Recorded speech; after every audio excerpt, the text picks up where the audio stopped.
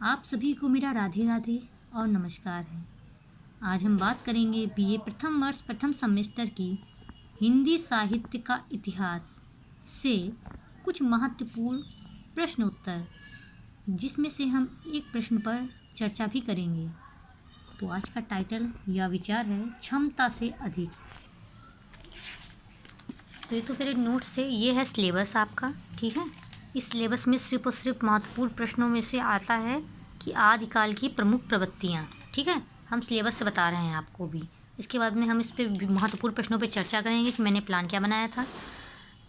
भक्ति काल जो कि बहुत महत्वपूर्ण है, इस पर 2 इकाइयाँ हैं, इकाई नंबर 2, इकाई नंबर 3। उसमें से आता क्या है, निगूढ़ संत काव्यधारा की प्रवृत्तियाँ आ जाएंगी, या फिर इस पर आ जाएगा नहीं, संत काव्यधारा। संत काव्यधारा अलग है, सूफी काव्यधारा अलग है। और संत काव्यधारा को मैंने इसका शॉर्ट बनाया था कि इसमें अंतर क्या है। तो संत काव्यधारा को क्या कहते हैं कि संत काव्यधारा को कहते हैं ज्ञान मार्गी शाखा। पता है कभी कभी क्या होता है कि ये लोग क्या करते हैं कि मेन इनका उद्देश्य होता है बच्चों को भटकाना। ये चाहे 12th में हो, फर्स्ट ईयर में, 10th में, इन लोगों का ये मुख्य उद्देश्य होता है कि बच्चे क्वेश्चन को ही ना समझ पाएँ। अगर आप क्वेश्चन को समझ लेना तो आप उत्तर तो ऐसे ही लिखाएंगे। तो कभी कभी पूछ लेगा ज्ञान मार्गी शाखा के बारे में बताइए, या कह देगा संत काव्यधारा के बारे में बताइए, सूफी काव्यधारा के बताइए, या फिर कह देगा प्रेम मार्गी शाखा के बारे में बताइए। मैंने इसका शॉर्ट बनाया है, आप देख लीजिएगा, ठीक है। तो इस तरह से क्वेश्चन घुमा के पूछ लेता है, ठीक है। राम भक्ति कृष्ण भक्ति में कोई बात ही नहीं है, उसमें कुछ पूछने का नहीं, इसमें कंफ्यूज कर देता है, ठीक है। इसमें है कबीर और इसमें है जयश्री, मोस्ट इम्पॉर्टेंट। तो ये पूछ लेगा प्रवृत्तियाँ, ज्ञान मार्गी की ही पूछेगा, प्रेम मार्गी के लिए नहीं पूछेगा। और हाँ, जरूर चीज़ है कि संत मार्ग धारा में सबसे महत्वपूर्ण है कि कबीर दास के बारे में आप तैयार कर लीजिए, वो ज़रूर आता है। अगर आप मेजर के स्टूडेंट हैं तो आपको बता देते हैं, इसमें भी आएगा कबीर का भक्ति भावना या कबीर की समाज सुधारक रूप, और उसमें भी सेकंड पेपर में भी आता है। तो आपके एक तरह से 2 क्वेश्चन तैयार हो जाएंगे, ठीक है। इससे इतना ही पूछा जाता है, बाकी कुछ नहीं पूछा जाता है। या पूछ लेगा भक्ति काव्य धारा के बारे में विस्तार से समझाइए, तो आपको चारों वही 2 सगुण निर्गुण और उसके अंदर, तो उसको मैं डिटेल समझा दूँगी अभी। भक्ति धारा में क्या है, राम भक्ति काव्य और कृष्ण भक्ति काव्य, ये तो पूछता है। राम भक्ति शाखा की विशेषताएं बताइए, कृष्ण भक्ति शाखा की, या क्वेश्चन भी दिखा रहे हैं, जो कन्फ्यूज हो जाएंगे आप लोग। अभी मैं आपको दिखा रही हूँ सिलेबस। कृष्ण भक्ति के कैसे सिलेबस से ही क्वेश्चन बन जाते हैं। कृष्ण भक्ति शाखा की समान प्रवृत्तियाँ, प्रमुख कभी नहीं आते हैं, जल्दी मैंने तैयार किए थे और मूर्खता की थी। और इसके बाद में रीतकालीन में तो कुछ नहीं पूछता है, सिर्फ और सिर्फ मोस्ट इम्पॉर्टेंट चीज़ उनकी काव्यगत विशेषताएँ। अच्छा, विशेषताएँ प्रवृत्तियाँ एक हैं, आपको पता है, कन्फ्यूज मत होइएगा। तो हम स्टार्ट करते हैं। बाकी तो बहुत कुछ मैंने नोट्स लिखा, बनाया, टाइम वेस्ट किया, लेकिन जो ज़रूरी होता है आता वही एग्जाम में, बाकी कोई मतलब नहीं। अगर आपको नेटवर्क की तैयारी करनी है तो आप कर सकते हैं, लेकिन उससे भी ज़रूरी होता है कि आप कम से कम एग्ज़ाम के इंपॉर्टेंट क्वेश्चन तो तैयार करें। तो हम बात करते हैं, हम खोज ही लेते हैं। इधर से भी आप देख सकते हैं कि मोस्ट इम्पॉर्टेंट क्वेश्चंस 2021 में आया, संत कबीर धारा के समाज सुधारक रूप बताइए। इसके अलावा संत काव्यधारा के प्रमुख कवि, ये बकवास था। ज्ञान मार्गी शाखा की प्रमुख विशेषताएं बताइए, ये भी आया, ये आ भी सकता है, मैंने बताया भी थोड़ी देर पहले। भक्ति काल की समान प्रवृत्तियाँ, अब आगे आते हैं, ये सब तो ऐसे ही लिखे हैं। ये था मेरा टास्क, ठीक है। ये मैंने प्लान था, देख सकते हैं आप, आपके ही टाइम में हमने भी एग्ज़ाम दिया है, बस थोड़ा देर में। भक्ति काल के विभाजन विस्तार से समझाइए, ठीक है, इसको मैं बताऊंगी। निर्गुण काव्यधारा से आप क्या समझते हैं, इसकी विशेषता बताइए। यह संत काव्यधारा, क्वेश्चन को घुमा दिया, संत काव्यधारा, अच्छा निर्गुण से निकल के आती है संत और प्रेम मार्गी, ठीक है। तो संत काव्यधारा से आप क्या समझते हैं। इसके अलावा कबीर दास का तैयार कर लीजिएगा, 2 क्वेश्चन हो गए। सूफी काव्यधारा, प्रेम मार्गी शाखा, सूफी भी नहीं पूछता है, संत काव्यधारा पूछेगा। मतलब कि आप ये समझ लीजिए कि मैं आपको बता देती हूँ बार बार, जो ज़रूरी है कि इसमें से सिर्फ आपसे पूछेगा संत काव्यधारा या ज्ञान मार्गी शाखा। That's a very most important question, ये बहुत ही वेरी इंपॉर्टेंट क्वेश्चन है। और इधर से सिर्फ ये पूछेगा बस, और कुछ पूछेगा तो आपको इतना तैयार करने की जरूरत भी नहीं है, टाइम कम है। ये तैयार कर लीजिए, और संत काव्यधारा, और इसके अलावा आप तैयार कर लीजिए कबीर दास का समाज सुधारक रूप। और वीडियो अच्छा लगे तो लाइक कर दीजिएगा। और इसके अलावा क्या तैयार कीजिए, उनकी भक्ति भावना वैसे पता है कहाँ पूछी जाती है? सेकंड पेपर में पूछी जाती है। तो आप अगर सही इसे यही आएगा, ये सेकंड पेपर के लिए है, ठीक है। इसको भी मैं अच्छे से बता दूँगी, चिंता मत कीजिए। जहाँ है तो कहेगा गम है। अब देखिए मैं आपको मेन बात बता रही थी, वो समझिए यहाँ पे। अगर आपसे पूछता है कि भक्ति के काल के विभाजन को विस्तार से समझाइए, कोई टेंशन नहीं। आपसे या तो कह दे कि कोई प्रॉब्लम होगी तो कोई नहीं। निर्गुण मार्गी धारा, भक्ति से निकल के आई निर्गुण मार्गी धारा, और क्या निकल के आई? सगुण मार्गी धारा। निर्गुण मार्गी धारा में ज्ञान आश्रित शाखा, प्रेम आश्रित शाखा, या ज्ञान मार्गी शाखा या प्रेम मार्गी शाखा या धारा, ठीक है। उसके बाद इसका एक और नाम है, क्या नाम है? संत काव्य धारा। संत क्यों है बताओ? क्योंकि संत कबीरदास थे, सिंपल। संत काव्य धारा, इसे ज्ञान आश्रित शाखा होता है। कोई बात नहीं, सब एक ही है, ठीक है। हम भी स्टूडेंट ही थे। और प्रेम मार्गी को क्या कह देते हैं? सूफी। सूफी क्यों? क्योंकि जैसी कौन थे? सूफी। सूफी वैसे कौन होते हैं? काव्य धारा, ठीक है। अब इसमें कबीर और जैसी, पता है, ये बड़ा इंटेलिजेंट माइंड लगा है। या तो पूछ लेंगे ज्ञान मार्गी शाखा की विशेषताएं बताइए। तो आज हम चर्चा करेंगे कि भक्ति काल को विस्तार से समझाइए और उनके कुछ कालों के बारे में। फिर हम एक एक करके एक पे बात करेंगे। तो वीडियो अच्छा लगे तो लाइक कर दीजिएगा, क्योंकि मेरे भी एग्जाम है आपके साथ ही, आपके दिन ही, ठीक है। थर्ड सेमेस्टर में हम भी हैं। तो ये हो गया। तो ये पूछेगा बस। बाकी कुछ इसमें निर्गुण धारा में मतलब दूसरी यूनिट में कुछ तैयार करने की ज़रूरत नहीं है। हाँ, लेकिन भक्ति काल के बारे में पूछेगा तो आपको ऐसे ही बताना पड़ेगा। सगुण मार्गी धारा या शाखा, कृष्ण भक्ति शाखा या धारा, राम भक्ति शाखा या धारा, कुछ भी लिख दिया आपको जो मन हो। सॉरी, मीराबाई आती हैं, रसखान आते हैं, सूरदास आते हैं। रसखान आते हैं वो देख लेंगे, क्योंकि हमने पहले बार नोट्स बनाए थे तो हमने अपने माइंड से बनाए थे ऐसे ही। थोड़ा सा हम देख भी लेंगे, इतना भी नहीं कि नहीं आता है, ठीक है। अब हम देख के बता देंगे। भक्ति धारा को क्या तुलसीदास को पूछ लेता है, पता है क्या? यहाँ से एक तो दो क्वेश्चन इधर से पूछता है, पता है क्या? और कह देंगे तुलसीदास के समय में भक्ति बताओ, या कह देंगे सूरदास की भक्ति भावना बताओ। अब ये आ जाता है मेजर वालों के लिए, लेकिन फिर भी वो माइनर वालों से भी ये क्वेश्चन पूछ लेते हैं, ठीक है। नो टेंशन, हम आपको बताएंगे कैसे करना है। वैसे तो आप इसको सिर्फ और सिर्फ इनकी क्या तैयार करिए? प्रवृत्तियाँ। लेकिन अभी मैं आपको पढ़ा रही हूँ, सॉरी, क्वेश्चन की बात नहीं हो रही है, ठीक है। भक्ति काल की दो शाखाएं, निर्गुण मार्गी, सगुण मार्गी। आप ऐसे बना के लिखेंगे। निर्गुण मार्गी शाखा, जिस शाखा में ज्ञान आश्री और प्रेम आश्री शाखा के कवियों और संतों के अद्वैतवाद और एकेश्वरवाद का प्रतिपादन आवश्यक है। अद्वैतवाद मतलब क्या हुआ? एकेश्वरवाद क्या हुआ? अद्वैतवाद, एकेश्वरवाद मतलब कि कोई एक ईश्वर। अद्वैतवाद यानी कि कोई समझ में नहीं आता है कि एक ईश्वर है, दूसरा ईश्वर है। या प्रेम मार्गी शाखा ही वैसी थी, क्योंकि उनका मतलब उनके ईश्वर थोड़ा मतलब कुछ समझा नहीं जा सकता। वैसे आपको इतना फोकस नहीं करना। अद्वैतवाद एक ईश्वरवाद का प्रतिपादन किया। निर्गुण मार्गी शाखा, वैसे अद्वैतवाद उसमें एजुकेशन में है। निर्गुण मार्गी शाखा के दो भाग हैं, ज्ञान आश्रित शाखा, प्रेम आश्रित शाखा। निर्गुण के याद रहेगा, निर्गुण का मतलब क्या हुआ? देखो, निर्गुण का मतलब ये हुआ कि जिनके भगवान का कोई चित्र नहीं था। मेन पॉइंट यही है।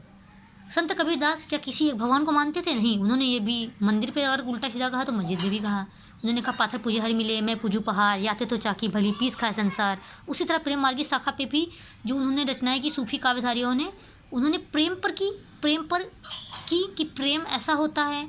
और उसके अलावा पता है उनका भी कोई भगवान नहीं थे। उनका माध्यम ये था कि आत्मा और परमात्मा एक प्रेमी के रूप में है, एक प्रेमिका और एक प्रेमी। जैसे होता है वैसे आत्मा और एक परमात्मा होता है। उन्होंने ऐसा जैसे प्रेमी और प्रेमिका का मिलन होता है वैसे आत्मा परमात्मा का मिलन होता है, उन्होंने ये बताया। मुझे भी याद आ गया तो ये कौन थे? सूफी काव्यधारा यानी प्रेम मार्गी शाखा। अब आपको ये चीज़ याद रहेगी, प्रेम मार्गी शाखा, सूफी काव्यधारा। कुछ वीडियो उल्टा सीधा हो रह गया। इसके बाद में ज्ञान मार्गी शाखा। ज्ञान मार्गी शाखा में क्या हुआ कि ज्ञान दिया। ज्ञान कहेगा ज्ञान, जैसे कबीर को सुनो। कबीर ने क्या कहा? साखी आखी ज्ञान की, समुझ देख जग माही, बिन साखी संसार का झगड़ा छुटत नाही, या गुरु गोविंद खड़े काके लागे पाऊँ। तो इसमें क्या निकल रहा है? ज्ञान निकल रहा है, यानी ज्ञान मार्गी शाखा। कबीर कौन थे? संत थे, यानी कि संत काव्यधारा। आपको चीज़ याद रहेगी ना, ज्ञान मार्गी शाखा और संत मार्गी शाखा और प्रेम मार्गी शाखा सूफी काव्यधारा में क्या अंतर है? बहुत बढ़िया। नहीं याद है तो नोट कर लीजिए जो मैंने बताया अपने शब्दों में। अब आता है ज्ञान आश्रित शाखा। ज्ञान पर अधिक बल। इसमें कवियों ने अपने ज्ञान के माध्यम से समाज में फैली बुराइयों को दूर किया। जैसे कि कबीरदास। इसमें आप लिख भी सकते हैं उदाहरण के स्वरूप रूप से कबीरदास।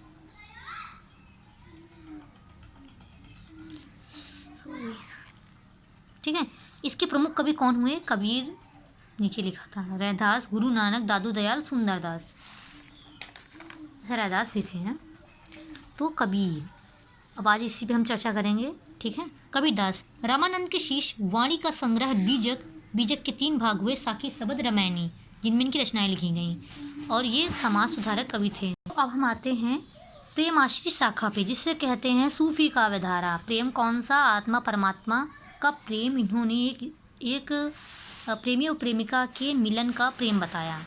सूफियों ने अनहलक अर्थात मैं ब्रह्म हूँ की घोषणा की। प्रमुख कवि थे मलिक मोहम्मद जैसी, कुतुम्बन, मंझन आदि। हिंदी के प्रथम सूफी कवि मुल्ला दाऊद चंदायन रचना जैसी प्रतिनिधित्व कवि थे, जिनकी रचना अखरावट, आखिरी कलाम एवं पद्मावत है। पद्मावत प्रेम की पीर की विशद, पता है आपका एक क्वेश्चन बनता है उसमें मेजर में, प्रेम की पीर के कवि जैसी के बारे में बताइए। ये क्वेश्चन मैंने तैयार किया था और ये क्वेश्चन एग्जाम में पूछा गया था। सगुण मार्गी शाखा, अपना अपना इंटरेस्ट है, चाहे तैयार हो चाहे कभी तैयार हो, जो मन हो वो तैयार करो। ठीक है, टेंशन ना लो। कोई भी चीज़ बिना समझे नहीं आती है। जब आप उसको विस्तार से समझते हैं तो आप बिना किसी सहायता के आप लिखाते हैं। कहीं से छाप के सीरीज उठा के पढ़ने से ज्ञान नहीं आता है। जब कोई समझाता है तो सबसे ज़्यादा समझ में आता है। खैर, मैं खुद को ही समझाती हूँ, दूसरा मैम समझाती हैं। सगुण मार्गी शाखा, प्रेम मार्गी शाखा का कौन सा? प्रेम मार्गी शाखा थी उसकी, किसकी थी? निर्गुण की, क्योंकि उनके भगवान अदृश्य थे। अब सगुण मार्गी में भगवान का स्वरूप है। सा मतलब स्वरूप, सा मतलब कि समान रूप से स्वरूप, यानी कि कृष्ण और राम भगवान। ठीक है।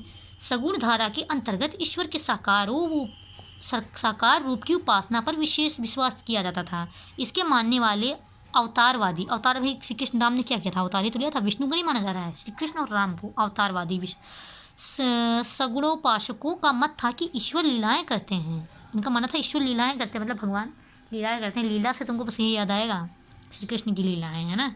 राम भी लीलाएं की थी, पर उनकी लीलाएं थोड़ा आदर्शवादी थी। इस लीला का विस्तार ही सगुण धारा का मूल आदर्श है। इन संत कवियों ने लीलाओं का ही वर्णन किया। उन्होंने इसे ही भक्ति की आत्मा स्वीकार किया। ये संत मधुर भावों से उपासना करते थे। सगुण काव्य 2 धाराओं में भक्त, राम आश्रित शाखा, कृष्ण आश्रित शाखा। संत का समझ के कंफ्यूज मत होना, संत तो थे ही भैया। क्यों कहा है? तुलसीदास एक संत नहीं थे, संत थे। पर पता है, संत एक ज्ञान देने वाला और एक प्रेम या अपने ईश्वर को बताने वाला, वो संत अलग, ये संत अलग। ठीक है। संत का मैं शॉर्ट वीडियो डालूंगी कि संत का क्या मतलब है। ठीक है। तो राम आश्रित शाखा, कृष्ण आश्रित शाखा, कंफ्यूज नहीं होंगी। सा मतलब सगुण, सा मतलब तुलसी। ठीक है। सगुण राम, राम मतलब तुलसी, रटा होना चाहिए। राम आश्रित शाखा, इस शाखा के कवि राम के सगुण रूप की आराधना करते थे। इसके आराध्य देव राम थे, राम जी, श्री राम जी, सॉरी।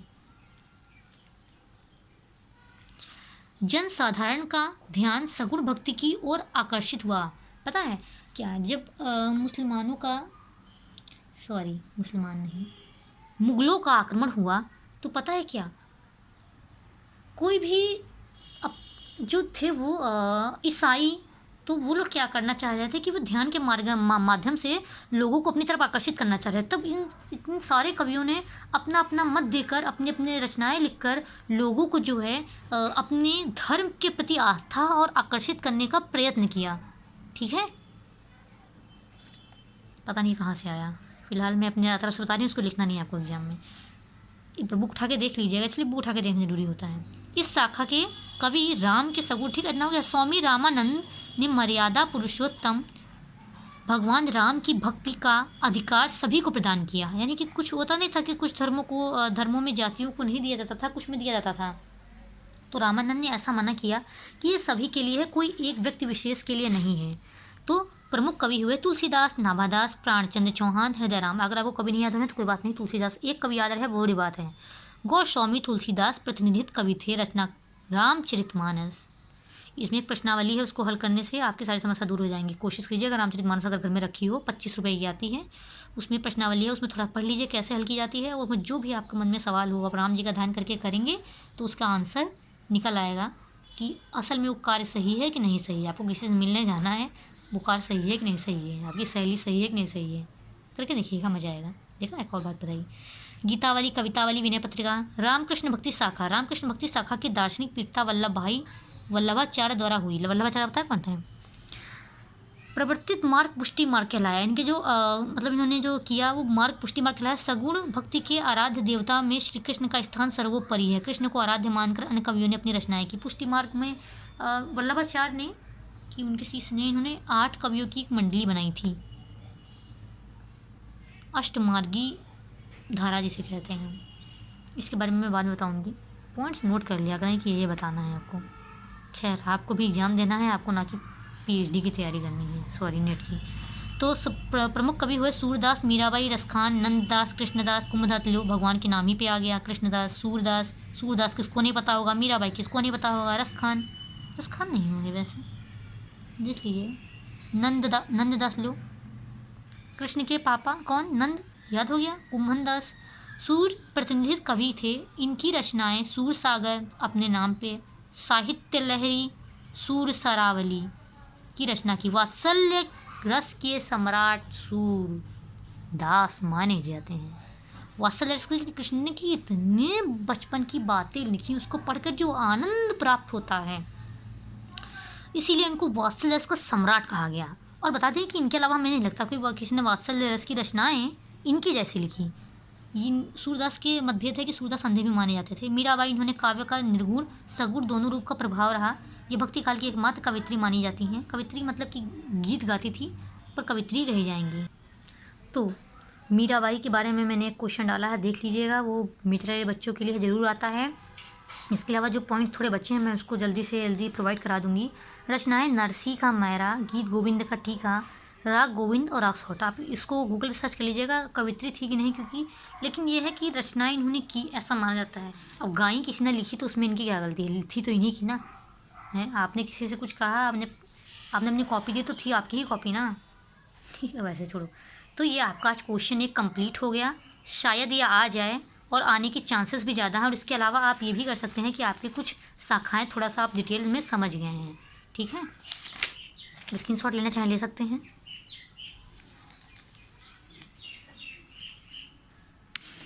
फटाफट ले लीजिए, आप इसको लर्न कर लीजिएगा। बाकी जो मैंने बताए हैं उस पॉइंट्स को आप नोट करना चाहे तो नोट भी कर सकते हैं। और वीडियो लाइक अच्छा लगे तो लाइक कीजिए, शेयर सब्सक्राइब कीजिए, क्योंकि आपकी तरह कोई और भी परेशान होगा जिसकी मदद हो जाए। मैं भी परेशान थी अपने समय में। Thank you and best of luck our examinations. Video ज़रूर देखिए। Bye bye.